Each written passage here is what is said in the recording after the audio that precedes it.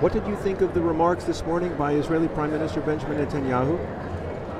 Look, we all know that Bibi at home has some personal troubles, but when he comes to speak at AIPAC, when he speaks everywhere, he is Israel's best spokesman. Now, I'm not going to say that I vote for him, but as a Prime Minister, he represents all of us. And when he, as I said, when he speaks, he is tremendous. We have never had a Prime Minister who is so able to convey the strength of Israel, both in its military and in its scientific and agricultural accomplishments. Today was a tour de force. What do you suppose would be the prospects if Israel would have to act preemptively against Iran's moves in Syria and Lebanon? How will the EU and the general attitude, will they turn against not only Israel, but the local Jews, the way they did in Gaza in 2014? I think you're quite right. I think that there will be an immediate reaction. Let me give you one example. Almost every week there's a demonstration against Israel in Hyde Park, and often there's a march against Israel. There hasn't been one march in all the time of the last 3 years that I've seen against Syria. A march about the war in Syria or Iraq or Yemen, nothing. It's only Israel that they are completely obsessed with. It's an obsession which can only mean it's hatred, and it will reflect on the local Jewish communities if Israel takes military action. France, there are French politicians who have spoken up. Former French Prime Minister Manuel Valls has spoken up about protecting France's Jews. Correct, but you mentioned the word former. These are former prime ministers. Former Prime Minister of Spain, a wonderful friend of Israel. But the present administrations don't say the same things. They don't speak that language. Theresa May, give her tremendous credit, has spoken up very forcefully in the last few months in defense of the Anglo-Jewish community, yes, and again praising Israel. So we're hoping much more from this particular conservative government.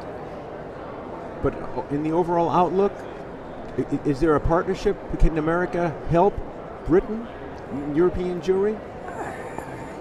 I think they certainly can if they turn their face to helping. If European Jewry and European nations are prepared to accept this administration's help. One positive thing is, for the very first time, ever since the foundation of the state, we have a royal visit to Israel from Great Britain. Prince William is visiting Israel on a state visit. Now this means that the Foreign Office have finally approved a visit. Now I said to my congregants when I arrived 13 years ago that I will not say the Saturday morning, Shabbat morning prayer for the Queen until a royal visit is arranged. And every week, without people realizing, I have given out that prayer to be said by members of my congregation. Not that I'm an anti-royalist, I'm not.